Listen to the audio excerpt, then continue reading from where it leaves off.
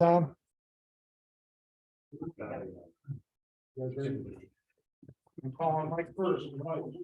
right, don't get him. Audio is live now since I'm unmuted for the meeting.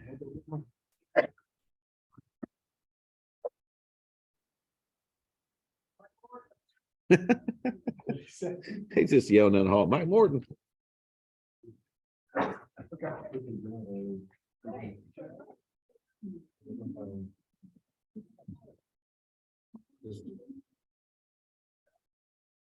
Good job. Golf clap. What's that?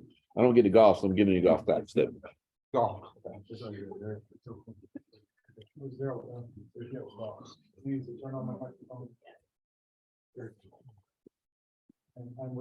Okay, I was going to look for somebody. I know, I heard it. I heard it echoing down the hall. I'd like to go ahead and call the regular meeting of the City of Chattahoochee Hills City Council for December 1st, 22 to order. Let the record reflect that we have 3 of our council members present, Lowe, Searle, and Foster. I'd like to remind anyone who wants to make a public comment tonight to fill out one of the yellow comment cards that you see on the table up front. Hand them to the handsome gentleman in the beautiful blue suit. Said handsome. I thought you were talking about me. This side. It's The this city side. attorney. If you have a cell phone, please turn it off, and if you would, please stand for the pledge. I pledge allegiance to the flag of the United States of America and to the republic for which it stands, one nation, under God, indivisible, with liberty and justice for all. Oh, you're COVID. First item tonight is the approval of the meeting agenda. We've added one item, which is number 22-080, which is the Yummy Sushi alcoholic license thing. Anything else that we need added, changed? Just have that agenda item after. That's right, I've got it. I do. If not, can I get a motion in a second, please, to approve the amended agenda? Make a motion to approve the amended agenda. Second. With a motion in a second, all those in favor of approving the agenda, please say aye. Aye. Those opposed, nay. Agenda stands as is, or as amended. Next item is approval of the minutes of the regular meeting of November 1st, 22, and the special call meeting from November 17th. Can I get a motion and a second, please, to approve the minutes? Motion to approve the minutes of both meetings. Second. We have a motion and a second. Anybody need any changes? Anything added, missing? Nope. All right, can I get a motion and a second, please, to adopt the minutes from the 1st and the 17th? I make a motion, we adopt the minutes from the 1st and the 17th. Second. Did I already do that? I did Yeah, already. we did. All those in favor of adopting, please say aye. Aye. Ignore that second round of approval. We had talked about this last year. Actually, we'd added a number of kind of don't forget to remember things to the agenda. We don't have a presentation or a proclamation around it, but Pearl Harbor Remembrance Day is December 7th. And it's one of those days for the generation that was our parents and our parents' parents, was kind of like the Challenger thing was for us, right? One of those moments where everybody remembered where they were when they heard it. And just in between the work session and now, I looked up some stuff on this. Again, it makes me feel old because I can remember, particularly my grandparents, really commemorating this day. Of course, they all fought in that war too. So 2,390 Americans died that day. That was December 7th, 1941. And that brought us into a war that ended up killing about 300,000 American soldiers and almost 90 million people around the world. Just a interesting thing to think about again. And again, just something to keep in mind about how sometimes a day can change the path of history. In a very small way, I feel like we do that a lot here. Little things, the decisions that we're making that will have an impact on this place forever. So always good to put that in your head. Next item on the agenda is public comment, which is the time for citizens to share information with the mayor and city council, and provide their input and opinions on anything that's not scheduled for its own public hearing during tonight's meeting. We do have a public hearing tonight, so if you're speaking about something that is not about that, please note that on the card. Do we have any? Not this evening. I'll stop talking about them then. Next up are our staff reports, and we'll start with a financial update from the city manager. Who's on to the microphone? Head on to the microphone.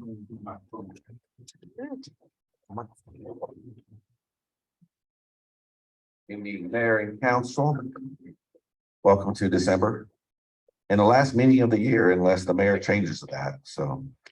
Because that's why we're having the combination meetings. The reason we're having this meeting for the audience, so they're aware, there's a special election next Tuesday, so this is room that's used for that. The election boxes are back here. If you haven't voted, next Tuesday, it's time to vote. Early voting is going on right now.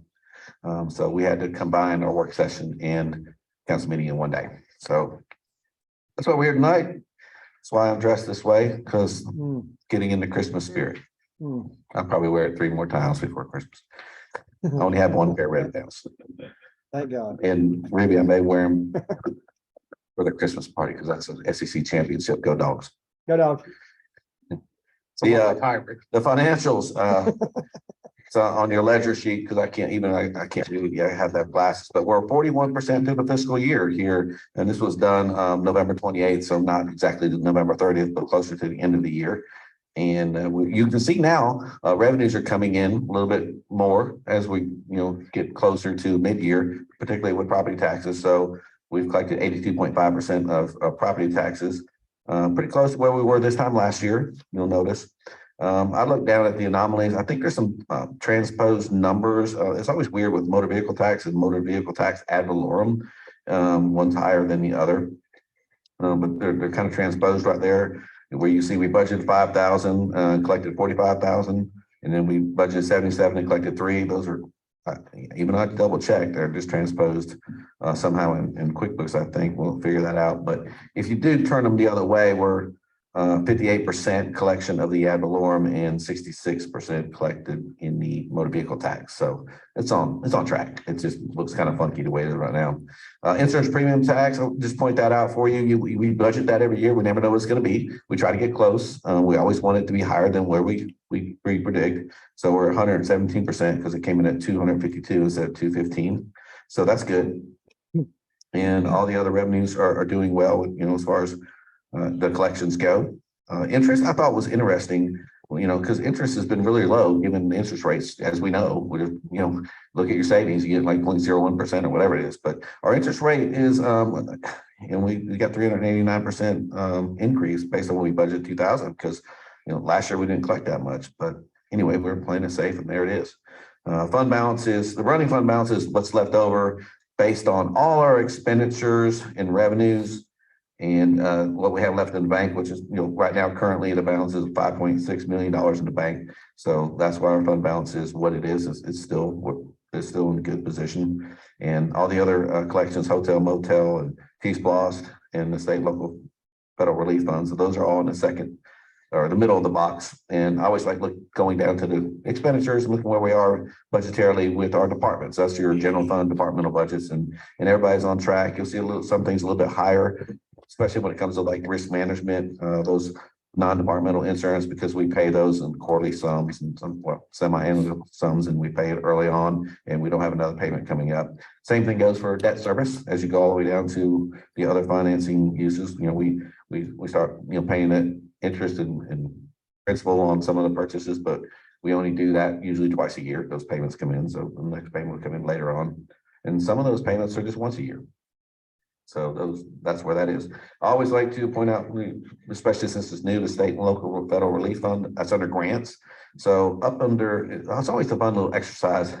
I say fun, but part of the mayor and council earlier this year approved bonuses for staff using state and federal relief funds. So I make sure that I pull those out of the salaries up at the top. So when you're looking at those department budgets, like in there, whether it be police or public works or fire engineering, or not engineering, but those departments, I extrapolate what we pay them. So that's not showing in their salaries and benefits. That's showing as part of a grant. That's just a little detail I thought I'd share with you. But, you know, so far so good. Everything's tracking along great. I'd be happy to answer any questions you may have on the financials. Any questions? No, thanks. Thank That's you. good. Thank you. Next up is the fire department report from Chief Bray.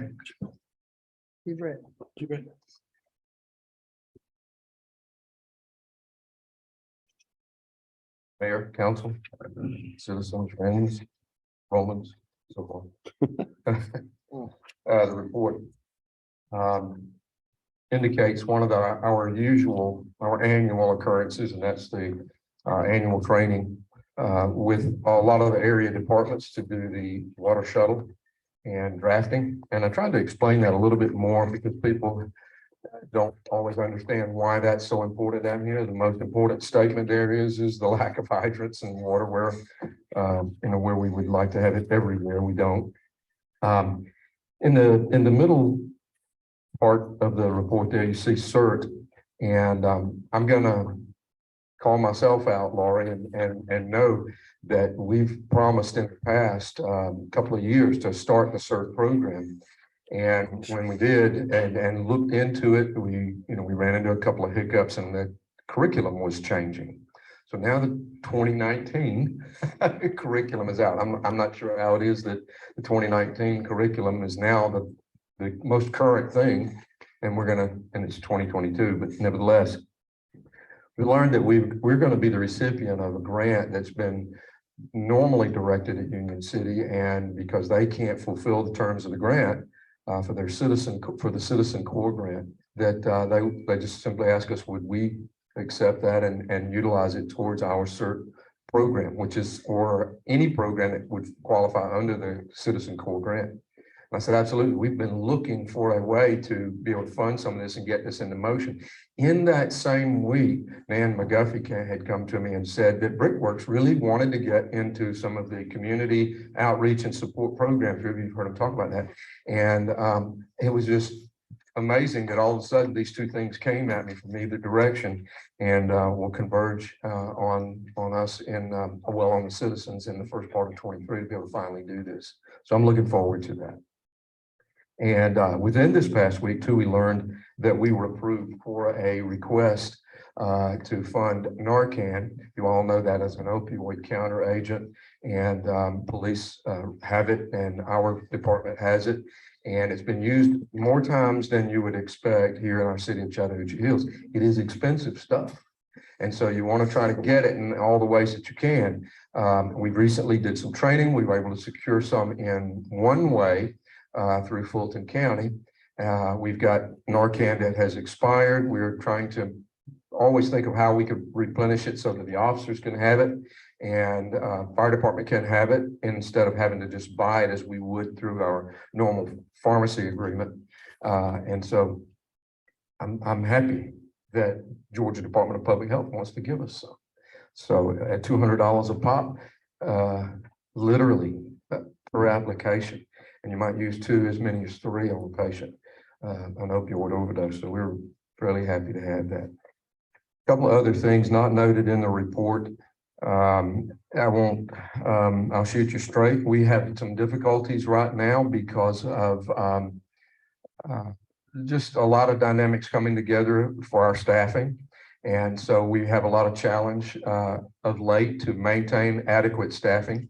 Our minimum, absolute minimum, rock bottom is 3 persons at all times. And that has called Chief McCarriger, our battalion chief, into play, and me into play in the routine role. Some of you knew I had a little bit of a goatee, but aside from the fact that my wife didn't like it, I realized the other night on fire call, I'd better be a little more ready for that full-fledged activity of firefighter. So got rid of that. The new fire engine, I promised to have it in service.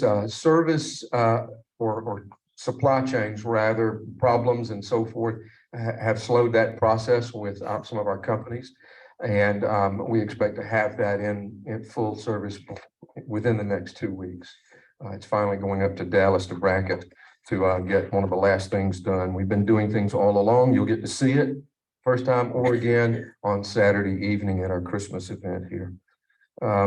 Recently, I just made a note here that when I heard the comments about Coweta during our work session, that recently we were contacted by Michael Terrell. Michael's a great friend of mine, and he's the emergency management director for Coweta County. And he said, Greg, well, you know, we've got this piece of Coweta County that we share now with sharing these overlap there. And we like to get the ball rolling ahead of the game and talk about emergency management support and dispatching. So if a call falls in that area into the future, we'll be ready for that. And that was a great meeting. Mayor and Robbie were there. And so I'm pleased to know that some of the things are headed in the right direction, with Fulton County going in the direction of a new computer-aided dispatch system. That's the likely going to be the system that Coweta's gonna have, and that just makes for some more seamless work together. The Grady ambulance transport update is it's not a whole lot different. Last time I think I told you that they had been able to have a lot more new hires. I've learned in the last 2 weeks that Grady is now able to put up on a regular basis all of the ambulance units dedicated to 911 in South Fulton that they originally promised, and in fact exceeded that a little bit to be able to assist in the situation that exists with College Park and East Point. They have a higher call volume, and their ambulances come out of the Atlanta area, not out of the South Fulton area, but all those ambulances get swapped around, you understand, as they deliver patients, and then they come back into the posting plan. So part of a solution that's in the offing right now to help on turnaround for them and to support College Park and East Point will help us is trying to move College Park and East Point into a dispatch plan. They currently self-dispatch themselves. They are not a part of Fulton dispatching. So moving them into a quasi-dispatching relationship with Fulton County, handling their ambulance needs rather than them handling it. And we think that will smooth it out a little bit and shave some time off of it. Our current response time in the city from dispatch to ambulance on scene is just under 17 minutes. And while that's good and we can work at getting a lot of the response time better, one of the things that's so difficult, and I want to underscore this, is the wall time. That's when the ambulance arrives with the patient at the hospital and they need to transfer care formally over to the hospital, the ED department, and under a physician. And there are horror stories of that taking as long as 3 hours. Based on saturation within your emergency departments and so many patients and not enough rooms and just not enough hospital personnel. Not a lot we can do about that, but the fire chiefs are trying to make a loud noise about all that so that maybe as high as Health and Human Services Committee and the state legislature, we could get some kind of initiative going to try to sweeten that situation for us, because that turnaround has a lot to do with us in our own way to try to help solve the problem. You know, by default we have an ambulance. Well, we have a transport capable medical unit. That's what I coached everybody to say a while back.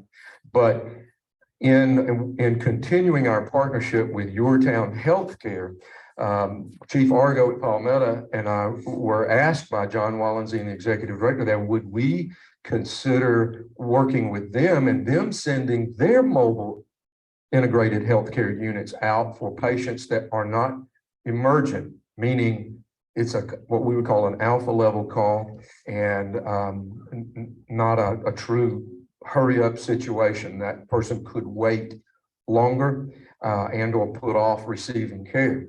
And so we're exploring that and just feel like that's going to work. All the modeling behind that and the numbers that they want to look at from our jurisdiction, from Palmetto's jurisdiction, seem to lead us to believe that we can do something like that. So I hope to be able to tell you or bring to you an agreement in the coming month, probably within January, to have you approve an agreement with us, between us and Your Town Healthcare. And that's going to mean, again, that people who need to see someone but don't need to get on board an ambulance and leave right away will have something more than just us showing up and them having to wait or go on their own, deal with that matter on their own. That is what I have. If you have any questions or if I need to clarify anything, I'm happy to try. One point about the hospital wall time issue. One of the things when we were working with Fulton County on the local option sales tax negotiation was an ask of them on what they were planning on spending this extra money on. And that was one of their top priorities too, was additional funding for the hospital system, because we do have this problem with the hospital shutting down and not enough air space. Right. And so hopefully they follow through on that. Thank you. Thanks, Greg. Jim?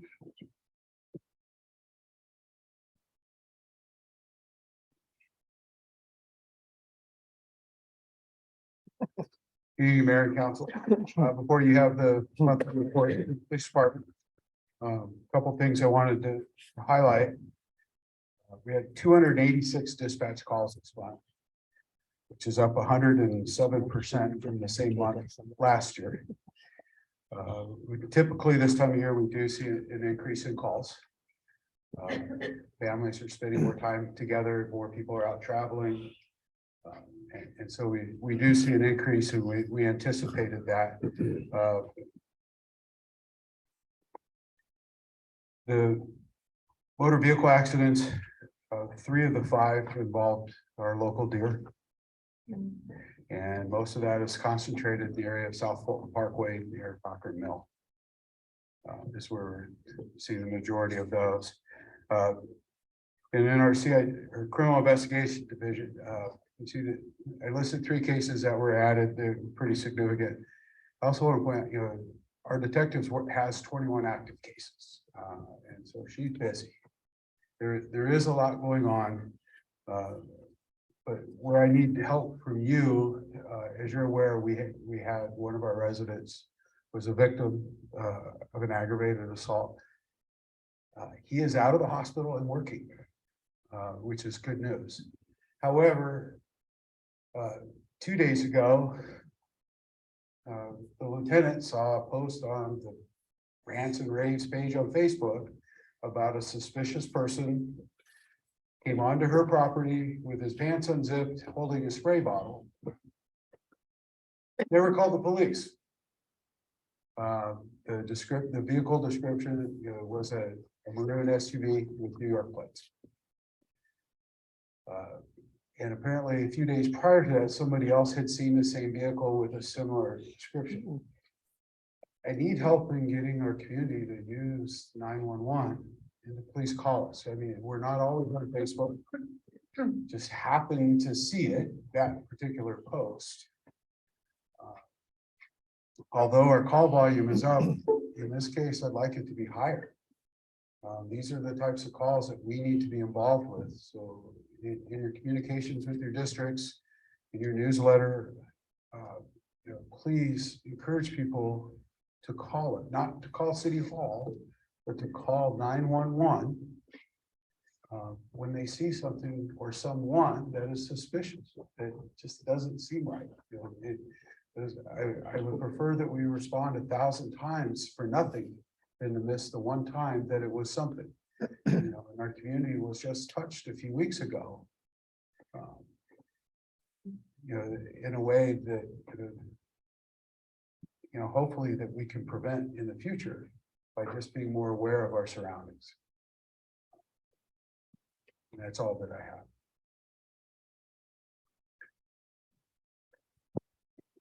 Avoid that page right now, but man, it's amazing looking at that thread and that nobody called the police. It's just. Well, it is, and I will share with you, I get on Facebook Messenger, people, again, I sleep at night typically, but they'll send me messages about, I think someone is on my property.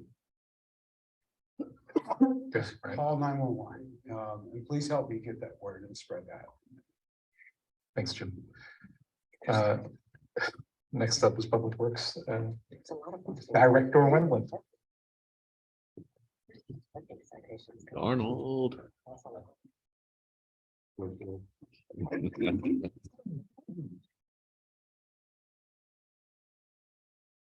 Sure y'all hear me. It's spelled H-A-M. Go on. Turkey, Turkey. Normal, normal activities in my department. Of course, this last week, we've been preparing for Saturday's Christmas event around City Hall. If you noticed, a lot of extra been done around the being prepared for that. Also, the public works crews are now, since the grass season has slowed down, we're taking a sidearm and starting a sidearm throughout the city. And also, in the meantime, there's, this is the rainy time of the year for us. And we don't usually try to scrape roads this time of the year because it's so wet and you lose the good foundation. But we will go around and do the maintenance on the roads, adding gravel where it needs to be. And some road we will have no choice but to scrape because of the washboard and the rain. Like Hamilton Road seems to get a pretty good bit of that at the end of it at Hudson Ferry. But just normal operations for me, unless y'all have anything. All righty then. Daryl, I have a question. That's a record. Almost thanks for out. all that. I had to say something. Is it impossible to add the little reflectors on the yellow line once the road pavement has already been done? At which road are you talking? Are you talking about the paved roads, correct? Yeah. The ones that we've already topped? So I guess my main gripe is coming off of South Fulton Parkway, when I go to turn on Campbellton Red Wine, I'm at night coming, it's dark, it's pitch black. I can't tell where to turn because there's no reflector there. On Hamilton Red Line? Yeah. If only there were a little reflector either in the road or just I even thought about buying some of the little red reflectors and sticking them up there, but I thought when you mow, you probably chop Yeah, them down. they would knock out. You talking about the yellow markers go in the center of the road? Yeah, that's not hard. Maybe we can, They Look get at- glued in, right? yeah, maybe we can look at that on the next project, Okay. adding that. Alright. That's not Is- too big of a problem. Is that sort of like the next project? Is Hutchinson Ferry? I mean, coming, that's. We are Is that on just the list? finishing up our quoting and all of that on the next paving list. Yeah, it's a guess. We are, It'll change every other month. but we are well aware of the Roads things and weather. people are complaining about. Yeah. This one over. She's lost. And you're looking at to reset and the sign repair? I was just looking at Oh, that. and by the way, thank you for adding those signs back up, those few that I mentioned. Yes, The- ma'am. Thank you. Yes, ma'am. I think there's one sign, maybe it's shot at on Atlanta Noonan. Oh, what? Well, the stop sign too. Oh, okay. It says Cedar Creek, the creek sign. I think it's a white sign. Okay. Kind of raggedy, Oh, but I'm not Noonan? sure if it was the little on Atlanta Noonan. Cedar Creek. I think it says Cedar Creek. Aren't there various signs in certain, you could point that out? I don't know. Some. We might, okay, just one that was pointed out to me. I'll look at it. Thanks, Terry. Yes, ma'am. If we can get people to stop tearing the signs down, throwing them in the creek down there, we'll be in great shape. Thanks, Donald. You're welcome. All right. Mike Morton. Next up, Mike Morton. Hang on just one second. I got this. I got this. Go ahead, Mike. I'm Mike Morton. Community Development Director. You all have the numbers for November. You can see it was a light month. Only 5 total permits, 1 new home and 1 accessory dwelling, so 2 really dwellings. Compared to a year ago, 13 total permits, again, only 2 dwellings. We're still pretty well ahead of last year permit wise. I was looking at some of those numbers, and we're up for the first 11 months, about 15% on new homes and about a third, 30 odd percent, almost 40% on total permits. So still more activity. It continues to rise year over year, but this month was a little slow. I had told you all that I would let you know when we receive an application from the studio folks, should they decide to reapply for that. And I received it today. So we have an application for rezoning to mixed use hamlet, along with some special use permits for studio, hotel, some other ancillary uses, what you might consider an accessory use on the to the studio property, but they require the special use permits, and then a handful of variances that allow them to fit things in on the property the way that they propose, which includes things like not having to do the required residential development and allowing them to move more of the preservation requirement off-site than we would otherwise allow. So that application will of course be coming before you. We'll have first read, we'll have public hearing with the planning commission, we'll have public hearing with city council. However, it requires regional review, development of regional impact, as well over the threshold for development of regional impact. So it will need to go through that process with the Atlanta Regional Commission and the and GRETA, Georgia Regional Transportation Authority, before it comes in for public hearing. So we have some months before it'll get serious formal discussion, but that doesn't mean that we can't talk about it still in these meetings as time goes on. And then finally, we have a planning commission meeting scheduled for the 15th. Usually it's 9 days after the city council meeting. Obviously, this is an unusual date, so it's 15 days away, 14 days away. The things we have for that agenda are the public hearing on the TDR language that we have first read on this evening. I expect we'll be reviewing the preliminary plat for Serenbe's F lots that you all approved the rezoning of last month. And then finally, meeting calendar. Normally they adopt it in the spring when the membership is renewed. I'd like them to relook at the dates for the beginning of 2023 and maybe adopt dates through the end of the calendar year. So that's what I've got on their agenda. Mike, so tell me again, I was for the movie studio application, will it come to the city council for a first read before it goes to DRI and Greta, or? Not before the DRI process begins. We may choose to go ahead and hold a first read more than a month ahead of the hearing, just to, because it's a big deal. We want to be talking about it, but it won't come. I wasn't planning on bringing it for first read next month.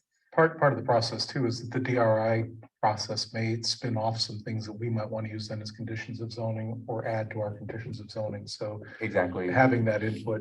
There's a lot before more we traffic actually act information on to it, come makes sense. that will come out of that meeting. They will have recommendations that we get to interact with them on, and yeah, it'd be better if we have that information in our discussions. We will be talking about it though, for sure. I was just wondering if the council has to wait, months before we actually see it, if we get the application in-house. Oh, you're No, I absolutely. can share the application. Yeah. Like I say, I just got them in. I still haven't reviewed them fully. Okay. It was this late this afternoon. Yeah. And can you explain a little bit about GRETA? Is it GRETA, the Georgia Regional Transportation? We haven't spoken a lot. About that. I don't think. Okay, yeah, they're just one of the parties that does the review of developments of regional impact in the Atlanta region. It was a body that was formed, if I remember correctly, as a response to the EPA consent decree on air pollution in the Atlanta area.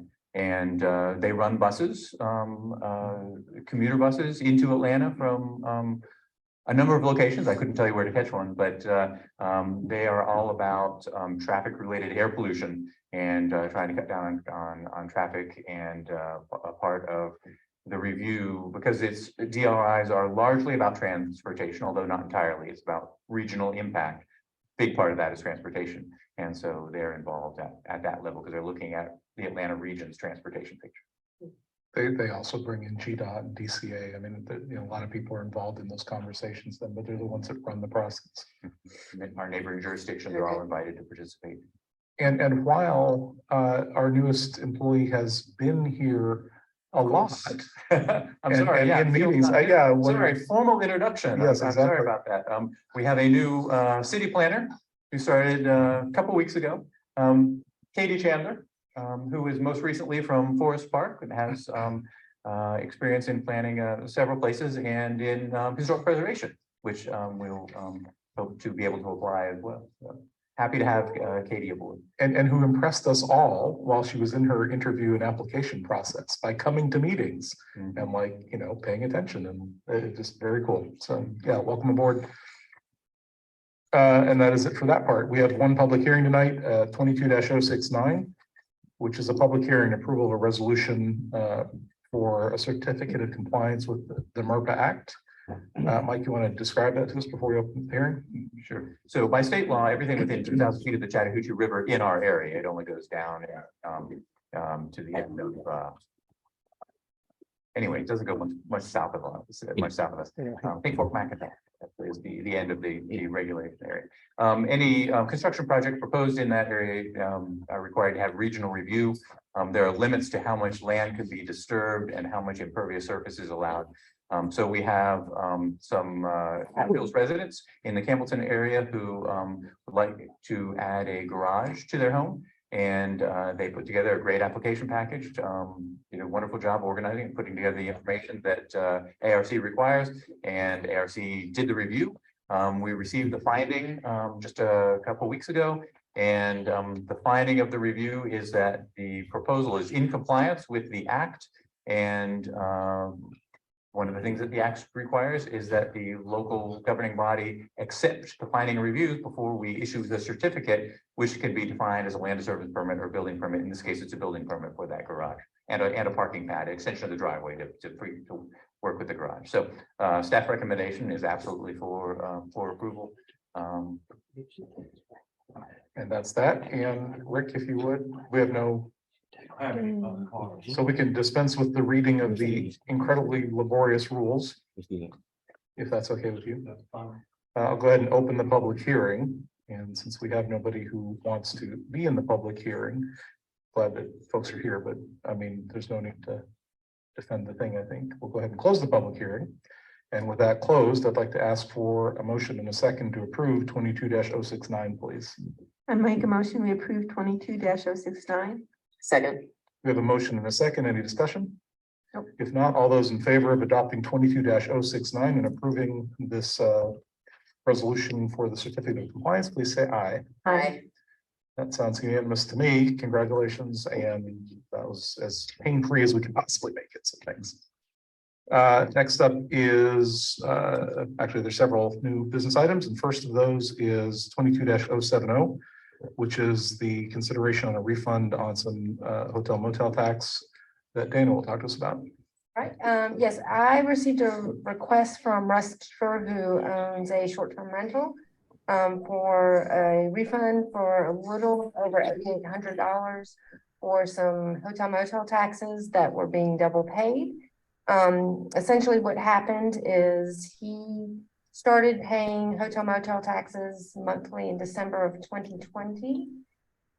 In July of 2021, Airbnb started collecting those taxes and paying them to the city, and he in error continued to pay the taxes also. The city was not able to catch that because we don't get any detail from Airbnb. They just kind of submit a summary report. But staff does recommend issuing a refund. Perfect, thanks. Russ is on Zoom here if we need him. His smiling face and all of that. I don't know that we actually need him for anything because I think everybody's pretty clear on this one. So if I could please just get a motion and a second to adopt 22-070. Motion to adopt 22-070. We have a motion and a second. Any discussion about this? No. If not, all those in favor of adopting 22-070 and issuing that refund, please say aye. Aye. Those opposed, nay. That carries unanimously. Congratulations, Russ. Thank you for letting us hold that money for a while, and we'll talk to you soon. Next up, 22-080. We're taking these out of order to make sure that people don't have to wait any longer than they have to, which is the Yummy Sushi alcohol permit extension. Again, Dana. So Yumi Sushi closed temporarily in 2020 during COVID, when many businesses were closing. They anticipated opening back up in 2021, renewed their business license and their alcohol license. They did not open in 2021 and came to the city last December and requested that we apply those fees that they paid for the alcohol license to the 2022 license. And they have not opened yet, anticipate opening sometime in 2023, and are requesting again since they've not opened and use their alcohol license to apply those to 2023. So I have a comment to make after we're done with this. But in the meantime, You like sushi. can I right? get a motion in a second, please, to adopt 22-080? I make a motion that we adopt 22-080. We have a motion and a second. Is there any discussion about that? If not, all in favor of adopting 22-080, please say aye. Aye. That stands unanimously approved. And so that is extended. And Mark, I will not do it again unless I eat sushi between now and then. I promise you will not accept this again. All right, next up is 22-071, which is consideration to enter a contract with Integrated Science and Engineering about a GIS both setup and maintenance program. Mike. City put out an RFP in the summer for GIS services. We received about 11 responses and have selected Integrated Science and Technology for recommendation based on price, capability, and location. And the proposal is to organize our GIS data and gather and create new GIS data as necessary to create a portal that city staff can use and that we can serve to the public as well over the internet so that they can we can choose things that we want to show on a map basically and let the public use that map. And then also ongoing maintenance of the data and the map as necessary. So in the proposal, there are 3 elements totaling $10,000 that are kind of one-time setup elements, and then as needed, not to exceed $15,000 for the maintenance and other work that we may request of them. So that's in the first year. I did take a look at the schedule, and in their schedule, they showed training for staff in month 4, and so I think that's when things would probably be available for us to start using. So probably about 4 months. There's a month that skipped in there, so I don't know what happened there. So it's probably 3 or 4 months before we're actually able to start using the mapping. But there will be some back and forth in the meantime on the data we have and the work that needs to be done on that as well. So staff recommendation is to approve that contract. Great. Can I get a motion in a second, please, to adopt 22-071, which is that contract with Integrated Science and Engineering? I make a motion that we adopt 22-071. I second. We have a motion and a second. Any discussion about this one? If not, all those in favor of adopting 22-071, please say aye. Aye.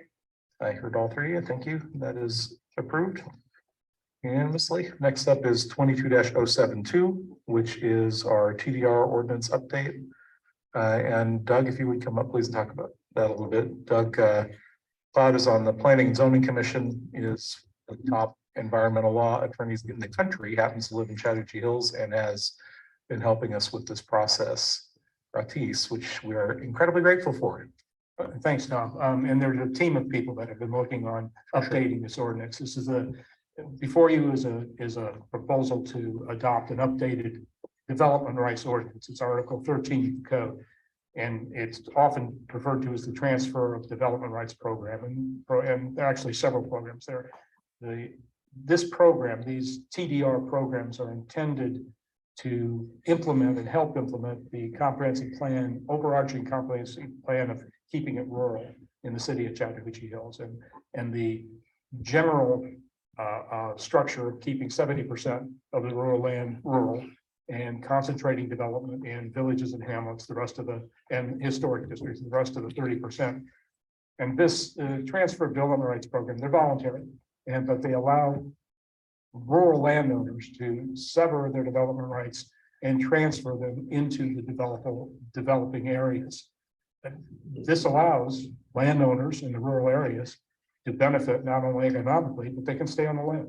They can keep the land they've been on before or not, and pass it along to their families and heirs and so on. So it's an important way to try to implement that and to help rural landowners share in the upside of the entire zoning structure. The updated ordinance, much of it is already in place in the existing ordinance, but there's some highlights that I'll mention here. One highlight is it adds what's called a purchase development program, a PDR program, purchase development rights program. And that is intended specifically to work in tandem with the existing density transfer charge program, in that all of the DTC funds are then used to preserve land through the PDR program. So it's dedicated. The DTC program allows density units to be added to developments, and the revenues from that are then used to purchase and preserve land in the rural areas. Another change that is important here is the existing land trust MOU, memorandum of understanding dynamic, is expanded to a planning administrator role. And that planning administrator, the duties and responsibilities are expanded to help the city basically outsource and the management and administration of these programs. These programs, as they go into effect, are going to have a lot of elements. They're going to be very intensive to administer. And so this is a way to help achieve that. Those are two of the main changes. There's other provisions. There's a provision that adds the opportunity for bonus TDRs for high quality protection, high quality view sheds, high quality rural agricultural land.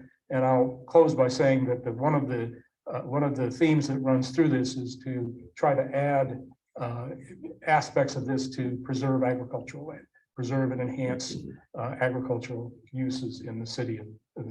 So, we had a public workshop on this yesterday.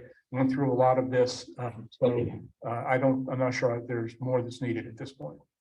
It's a good high level pass at it. Again, to just underscore the point here, as every place else around Atlanta and frankly, most cities, but especially around Atlanta has developed, sprawl has quickly overtaken and pushed out all of the original residents in an area.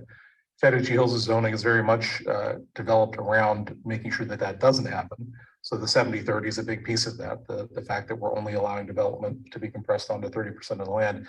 But the 70 also is supported by this transfer of development rights ordinance, which pays people to not develop. And to your point, gives them the opportunity to pay off that mortgage or whatever, and keep that land even in the face of development pressure around. So it's a big deal, and I appreciate all the work that you and, to your point, a lot of other people have done on this. And we've had some of the top experts in the country working on this. And again, we're doing something really cool here. So most of those people have been doing that work for free because they understand the benefit of what we're doing. So thanks for marshaling all that for us, Doug.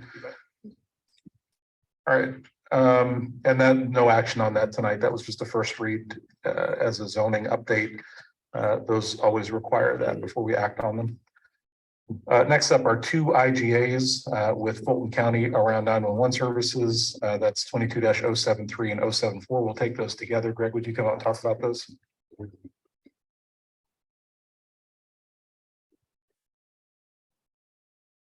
073, item over 073 has to do with the dispatching services that Fulton County provides. And that is for police and fire only.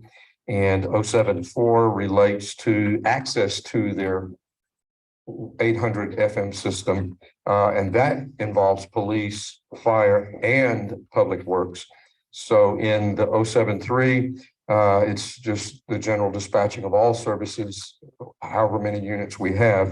In 074, there are a total of 55 radios being supported by the system, allowed to ID and access and all the things that are important to us as we communicate back to dispatch. This is a budgeted 2-year renewing agreement every 2 years. All right, so let me get a motion in a second, please, to adopt 22-073, which is the IGA around 911 services, and then 22-074, which is the IGA around the radio services that support that, please. Make a motion that we adopt 22-073 and 22-074. Second. We have a motion and a second to adopt 22-073 and 74.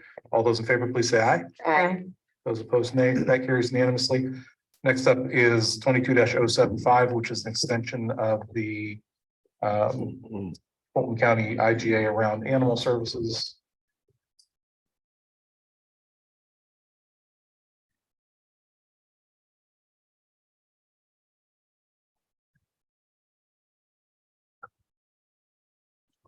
Hey, good evening again, Mayor and Council.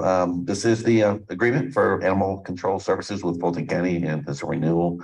And I got the documents in front of me. I can go into detail, but this is something that all cities in Fulton County have to do with Fulton County for animal control services. It includes, providing care for those animals when they are brought to the facility, as well as response from animal control services. Perfect. All right, can I get a motion in a second, please, to adopt 22-075, which is the Fulton County IGA on animal control services extension? Motion to adopt 22-075. Second. We have a motion and a second. Any discussion about that? If not, all those in favor, please say aye. Aye. Those opposed, nay. That carries unanimously. Next up is 22-076, which is a motion to ratify the resolution of the local option sales tax negotiations with Fulton County. If I remember, you guys had given me the authority to sign that already, so it's already signed, and actually the certificate's already circulating. But this is just to confirm that agreement. And if I could please get a motion in a second to adopt 22-076. I make a motion, we adopt 22-076. Second. We have a motion and a second. All those in favor of adopting 22-076, please say aye. Aye. Those opposed, nay. That carries unanimously. Next up is very similar thing, and Robbie, I'll save you the time. This is the approval of the mediation agreement with Coweta County, City of Noonan, and the other cities around. We aren't getting any money out of this anyway because we have no population there, but we're at least a party to the deal now. And if I could get a motion in a second, please, to adopt 22-077. Make a motion that we adopt 22-077. Second. You got it. I can't even see Ruby. I'm trying to see who's doing what. Sorry, it's my big head in the way, right? Let me get, we have that, sorry. All those in favor of adopting that, please say aye. Aye. Those opposed, nay. That carries unanimously. You got the second on that, right, Dana? Who? Yeah, pick one. Next up is 22-078, which is an ordinance to adopt an amended bond and fine schedule for the city of Chat Hills Municipal Court. Jim.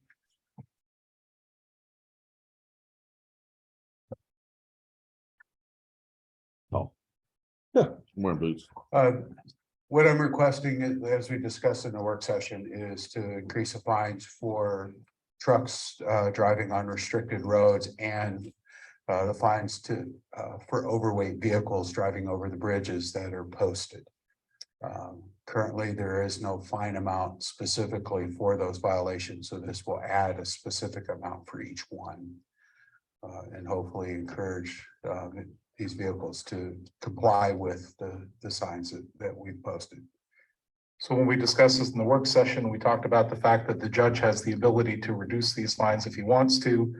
We also talked about the fact that several of the council wanted to increase the fine on the trucks in no truck through truck traffic areas to 1,000 rather than 500, same as the bridge thing. If the majority, if you guys tell me you want me to do that, I'll just call it that way. Yes. Yes. Yes, the only thing I have a problem with, like I said, the judge can make a discretion on who he wants to say 500, 600, 700. I don't care for that, but Yeah. we can move to those. So is there a way of positioning it so he doesn't have, it's just straight $1,000? He doesn't have the option of reducing it, or? He has the option. Well, you may have the authority to do that. I would advise against it. You have a judge who often is going to weigh the equities of the situation, and there are always situations that can come up. Somebody can get lost, or whatever. I mean, I've leave it to the judge to actually hearing the fact. You can set the fine at $1,000, but not require that it be $1,000. Again, giving your judge the discretion. It ends up being a problem. You can address it later. But in my experience of being an attorney, both watching it in the civil courts and the criminal courts, absolutes pose a problem. They make it more likely to that the judge is going to find the person not guilty of the thing at all, so they don't find them at all. If that's what they feel like, if it's too extreme. The work to get down to the judge and the counsel is very serious about it, so you can take extended in the circumstances. I'm telling you, you always will find extended in the circumstances. So Could that word be filtered down to the judge? Thank you. The judge, they hear, I mean, Hi, Thank you. Judge. Rick, thank you for filtering that Thank you. down to the judge. All right, so I'm gonna go ahead and call this as amended. We're going to take 22-078, the amended bond and fine schedule, and take both of the items on that to $1,000 fine. Can I get a motion and a second to adopt 22-078 as amended, please? I make a motion, we adopt 22-078 as amended. Second. We have a motion and a second. Any more discussion on that? If not, all those in favor of adopting it that way, please say aye. Aye. Those opposed, nay. Robbie, I'll count on you and Jim, you also to pass along next time you see the judge that the council takes both of those pretty seriously. Next up is 22-079, which is the approval of one more patrol vehicle. Yeah, again, as we discussed in our workshop, this is part of the replacement cycle that the previous council in 2017 agreed to, where we replaced one on the odd year and two on the even years. So this will be the single purchase for this year. And I will share with you, these vehicles are extremely difficult to find. And the fact that we're able to find one, and then when you look in the packet, see they were $5,000 lower than the vendor that we usually go to, who is the cheapest. So. And again, this is our normal annual replacement And program it is budgeted. that has been keeping our costs low compared to what they used to be at the beginning. So if I could please get a motion and a second to adopt 22-079. Make a motion that we adopt 22-079. Second. We have a motion and a second. All those in favor of adopting 22-079, please say aye. Aye. That stands adopted unanimously. Next up is mayor and council comments, and I will start with Ms. Ruby. Okay, well, I'll make it brief. This Saturday, we are gonna have a Christmas event, which is Christmas in Chat Hills. At 5:45, we have some music outside. Vendors will be in here starting at 3 p.m. We also have Santa, which would be up here on the stage with taking photos. And then the tree lighting is at 6 p.m. The Coca-Cola holiday truck should be coming down Rico Road around 5:50 on Saturday evening. And I just want to thank our sponsor, Friends of Chat Hills, the Social Butterfly, Community Brickwork, Providence Baptist Church, and Coca-Cola. And I just want to thank the staff for working with me, trying to get everything ready for Saturday. And also, Greg, I want to appreciate the guys coming out to the house the other day. I had a alarm. Unfortunately, it wasn't nothing crazy. My ADT battery went out, so and it sent alert out. I was here, I was in a meeting when there was a ring in my phone. I should have answered my phone, but I didn't. So I would have been able to maybe say something to them, but thank you so very much. Thanks everyone else for what you're doing. One of the things Greg mentioned about Community Brickwork, we'll be meeting with them on December the 8th. We are going to start doing more programs and bringing more programs over here to the library coming the first of the year. So that's it. Fantastic. Lori? Yeah, I just want to thank staff and council for the great town hall meeting that we had. It was well attended and had a lot of good comments from that. Thank the residents who came out and also who listened on the Zoom call. Ruby made me think of something else. I don't have the type of smoke detector that requires a battery to be changed for some reason. But Greg, is there a time you recommend, like at Thanksgiving or something, some message you want us to put out to residents about that? Well, most of those smoke detectors are aged out, and the ones that we give out for free now, we have an adequate inventory supplied through the WSG program in Kidda, Home Depot. And they have 10-year lithium batteries to them. So we would love to give you one and just replace it for that. But we always used to say, when the time changes, change your battery.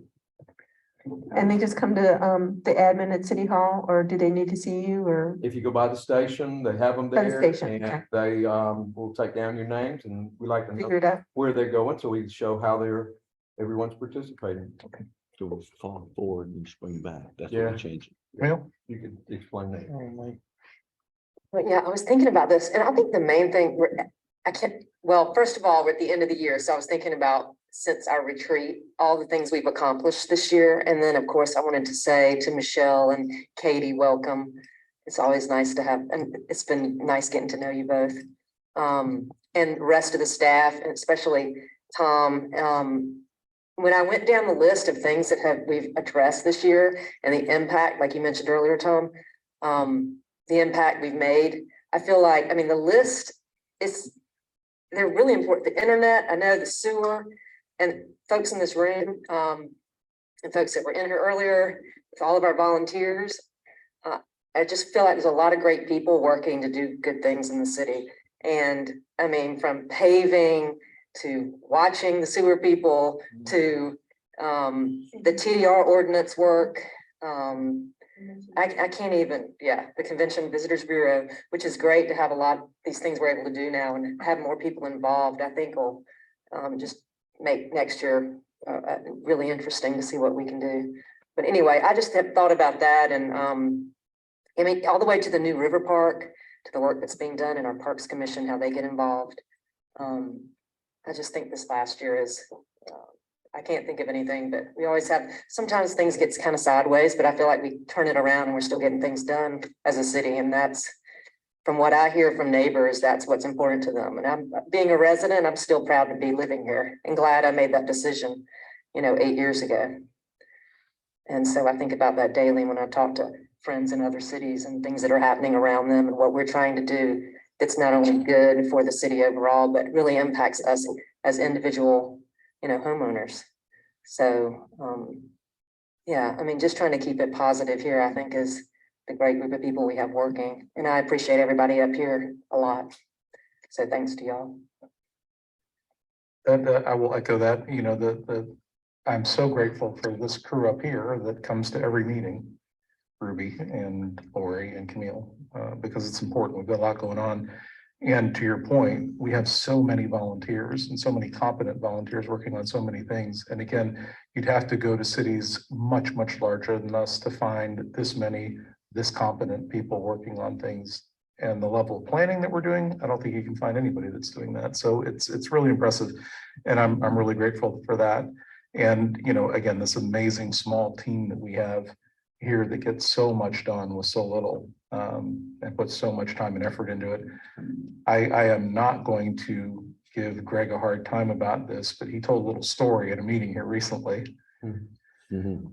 And to make a long story short, his daughter had asked him what qualified him to give her advice on a certain thing. And he wrote down a list of all the things that qualified him. And I read that list and was just once again awed by the people that work here. Right. And that's all I'm going to say about it. It was a sweet little interaction that you had. And I don't want to harp on that too much, but it's just an amazing group of people that we have. The CVB, we talked about that specifically. They just had their first meeting, again, really sharp group.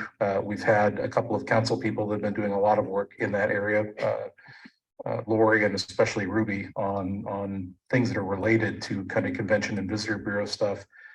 Who will be invited to that retreat to have some thoughts to share about, what they've been working on and kind of pass that along and how they can work together and all of that. And Ruby, again, another shout out for the Christmas programming. I know there's a small army working with you. I've been on some of those emails, but I also know what the driving force behind it is. And having been in the middle of that myself years ago, I'm so glad that I'm not right now. And I'm so glad that you've taken that on. So appreciative of the work that you're doing. And it's just beautiful outside too, right? It takes somebody driving that bus. So I appreciate that so much. And then the only other thing I wanted to say, because I'm not going to see you guys probably between now and then. So if everybody has a Merry Christmas and a Happy New Year. We have a lot to celebrate and be thankful for. So, do good things while you're away from here and take some time, right? Okay. No, seriously, take some time. We have no executive session. Next up is adjournment. Now we'll take a motion in a second to adjourn. We have a motion in a second. All those in favor of adjournment, please say aye. We stand adjourned at 7:35. And because we've all been sitting here for a long time, and while I love the two people in the audience dearly, we are not going to have a town hall tonight. You all have a good Christmas. We'll see you soon. Hey, check out this calendar. December. But we are, there's Saturday, 24th. We're off on the 23rd. Friday and Monday. We're also off on New Year's Day, which is exactly. So they go prepare you. We're not off New Year's Eve. So that's not good. So we're off that day. Off that day. I'm taking off that day, that day. So we're off that day. That's 1, 2, that's 5, 7, Oh, you're gonna take your time 8, off. 9. Wait, that was 11 days. I think it should be. Yeah, we're off that day. We're off I'm just taking off. What's Friday funny? the 23rd. Yeah. So. 23rd, and you're off. So yeah, you're off 1, 2, 3, 4, 5, 6, 7, 8, 9, 10, 11. 7 days, but I'm only taking this school. 3 days. 3 days. 3 days. Well, 4 because Friday. We're off Friday We're off Friday. and Monday. Do we get New No, Year's Eve? we get New Year's Eve off. I don't think so. We get one of the days. We get New Year's Day. I don't know. I don't think we get- I know we get the Friday before Christmas and the Monday after. Yeah, we get that. But So you might it could be be just taking 3, 4 days, might be 4, 3 to 4 days after. and you get 11. More. That happened one time with my webmaster in Alpharetta. No, hold on a second.